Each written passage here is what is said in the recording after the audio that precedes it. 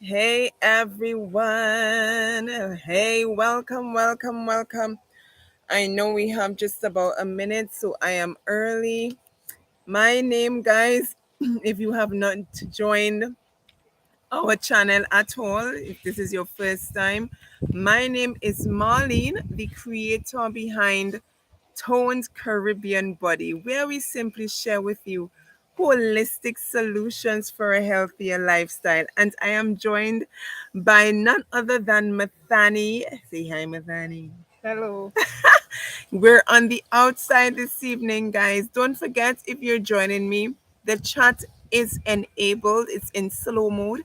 So you can send as many comments as you like. 1 second. Yeah, slow mode, 1 second, guys. So you can send as many as you like. We are here this evening. On the outside, it is Corpus Christi. It was raining earlier and it's now cleared up. Thank God for our planting session today. And the topic is, why is planting sweet potato slips so popular right now? Now, if you have been following the trends when it comes to healthy eating, you would recognize that there is an emphasis being placed on gluten-free uh gluten-free products, right? I don't know about the rest of the world, but I'm talking about the Caribbean, and I'm certain the US is the same thing. A lot of people are switching away from wheat and moving towards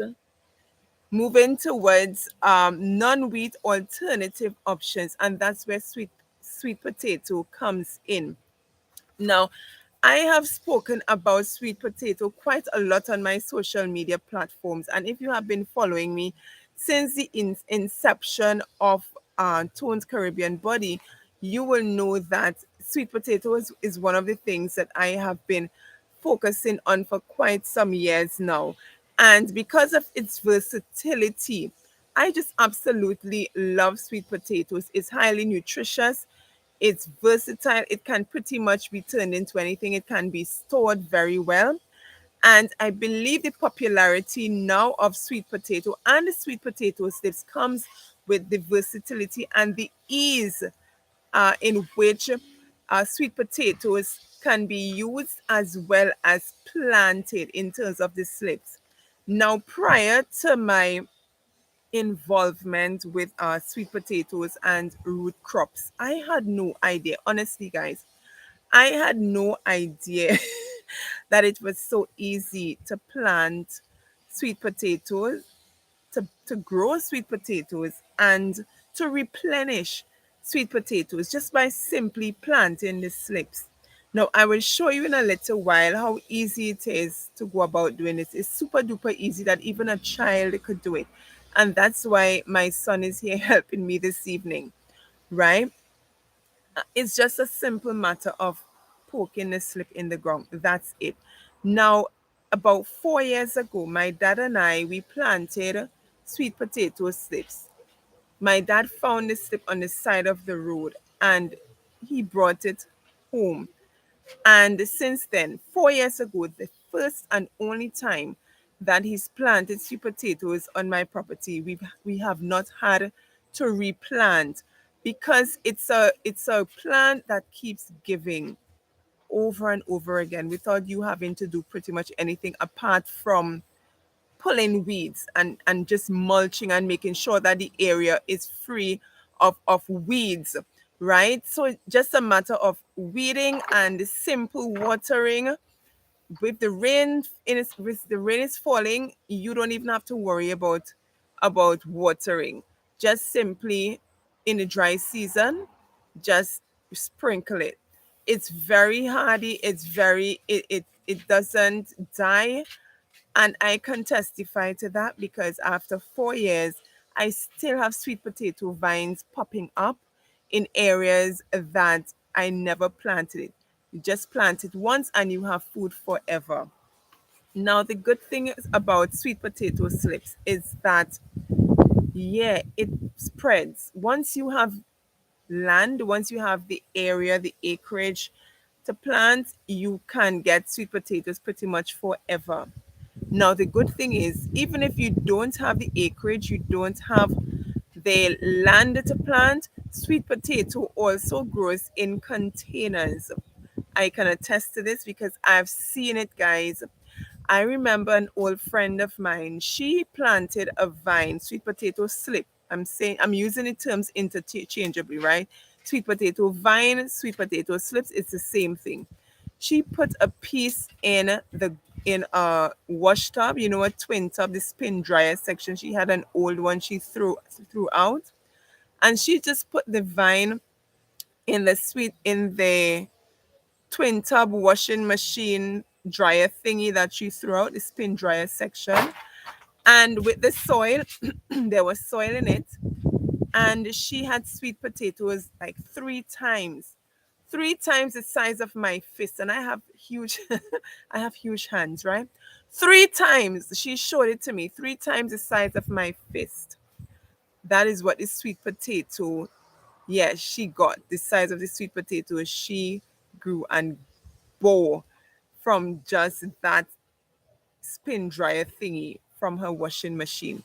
So if you have large containers, if you have a small container and you put the vine in it with the soil, make sure it's enriched with some compost manure, if it's goat manure, sheep manure, horse manure, whatever manure you can find.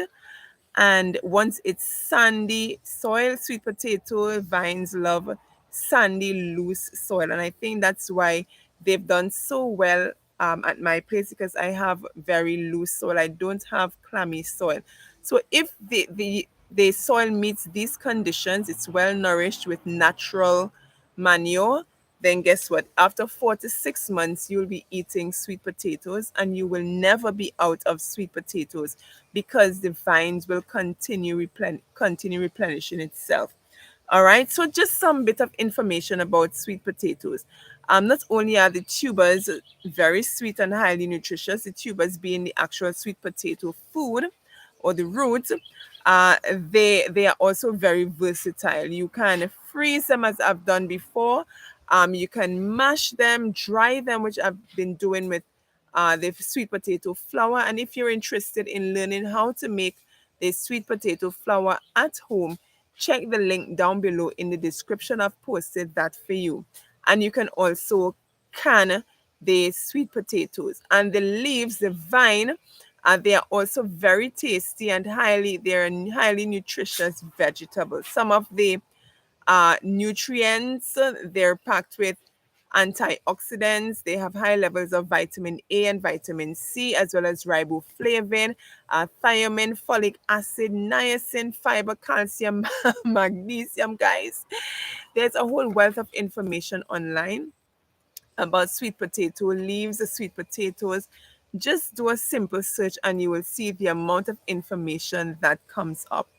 Now you might be wondering, how do you cook sweet potato leaves? It's very simple. I've had that question posted to me on so many occasions, and it's absolutely simple, guys. If you know how to cook spinach leaves, then you can cook sweet potato leaves. They pretty much operate the same way. So I have also posted a link down below on how I use sweet potato leaves in my meals. You can check out that video posted, that link posted down below. But simply in a nutshell, just the same way you cook spinach. You wash the leaves, of course, chop it up nicely, finely. I love the finely finely chopped veggies. I don't need to really see big chunks of my veggies to know they're there. I know they're there. I love them to be appealing, and not just to me, but also to my son. So once they're neatly chopped, finely chopped, and you have them really nice and fine, they look really appealing and presentable in your meals, right? So I've used them with tuna and sardines, fish already. I've done a lot of omelets and scrambled eggs with sweet potatoes. You can blend them up in your smoothie as a greens. They will form part of your greens ingredients. So that's omelets, scrambled eggs, sautés. I've also finely chopped them and add them to my pasta dishes and rice dishes as a veggie. In addition to that, I've also included them in my meats and bean stew. So if you do a lot of peas and beans and nuts, you can chop them finely and include them in those dishes. right? So it's super duper easy. And as I said earlier, the topic, why is it so popular nowadays, is because of the versatility. You can pretty much use it as a veggie in anything, right? And so don't be afraid. It's not bitter at all. If it was bitter, my son would not continue to use it. Kids can also use it because it doesn't have any kind of taste whatsoever, which is really strange, right? You can chop the stems and the leaves. So just get creative, guys. Just get creative. It's super duper nutritious, very healthy, very easy to use. And if you get tired of using the vines, then of course you can just leave them there and leave them to form into the tubers, right? So I'm just gonna try showing you how easy it is. I'm seeing my pimentos dropping. I have a lot of pimentos. I just wish I can show you. I'm on my laptop, guys. So I'm trying to navigate. Yes, so just a cross section of my pimentos. My pimento plants have pimentos on them. I have quite a few. Thank God for the rain that has been falling the past few days. And just here, I'm going to show you my sweet potato vines just here. I'm sure you might be familiar. Yeah, you're already familiar with what they look like.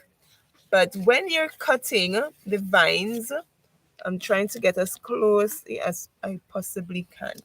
Right. So the vines, they go right down into the ground and in some parts. If you notice this part right here, latch onto the ground. Yeah. So all you simply have to do, just simply cut any part of the vine. That's it. Right? Just simply cut any part of the vine. And that is the part that you're going to poke in the soil, right? So I'm not sure I mentioned it, but Corpus Christi is the day when it's traditionally, we traditionally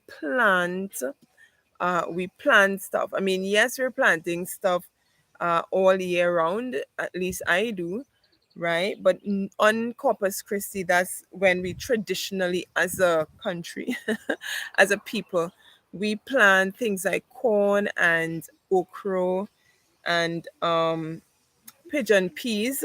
Yes, and I've decided to plant, sweet potatoes. Although I already have some down on the ground, I just wanted to use this as an opportunity to share with you, the planting process of sweet potatoes is tradition, right? Planting is tradition on this day.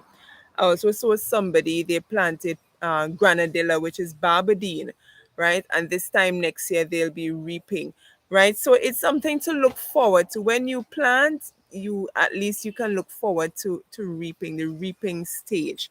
Yes, so I'm just going to show you where the soil is. My son has decided to evade me. He's playing, right? So I'm on my own this evening. So I have some tires here that my dad set up, right? So I'm going to be using this one. You want to do it and let me think? Right. So my son is here helping out. If I can position the camera properly. Yes. So all he simply have to do, he's already done it already, guys. That's to tell you how easy it is. Poke it in the ground, the part that was cut, and just leave it there. That's it. He's covering it nicely, making sure it's secure. Yeah, make sure it's secure in the soil, right? And that's it. Poked it nicely. You can tell that he's used to planting. And if you look at the soil, it's a nice, rich soil, very loose, not clammy at all. That's what plants, sweet potatoes don't like. They don't like clammy soil. They love loose, sandy soil. This has a mixture of topsoil and sand, which makes it ideal for planting sweet potatoes. So as the leaves, as the vine grows, as the slip grows, I will just simply train it to stay within the tie. I'm not sure how successful I would be, but it's worth a try. And we're gonna come back in 4 months, 4 to 6 months, so that you would see the result from this one piece of slip. You will see how it has magnified and progressed. All right, so guys, that's pretty much it in a nutshell. That's how easy it was to plant. Yeah, plant sweet potatoes. I'm just going through my garden. Mathani, yeah. Where you going? You're leaving our subscribers. I'm just going through my garden to make sure. I'm seeing a lot of pimentos to pick. So guys, don't be afraid to experiment. Yeah, try your hands. Get a piece of slip. It's very easy. If you know somebody who has sweet potatoes already, just go to them and just ask them for a piece of their vines. It's not that difficult, right? And if you want to cook the sweet potato leaves, it's just as easy as, yeah. I don't want to break off mine, but it's just as easy as, yeah, just cutting, yeah, just breaking off the stem. You can break the stem and cut up the stem as well, and the leaves, and that's what you cook. It's that easy. And if you want to plant, then you use the same process that I just showed you. So I was able to gather some, yeah, this laptop. Right, I was able to get some pimentos. And as I said in one of my lives going by, I am going to be drying these and powdering them so that I would have them as a seasoning in some months, for some months to come. All right, so guys, thank you so much for listening in. If you're coming in later on in the live, I hope you enjoy the replay, and I hope you enjoy the rest of the day. For those of you who joined on, thank you, and enjoy the rest of the day. Take care until the next time.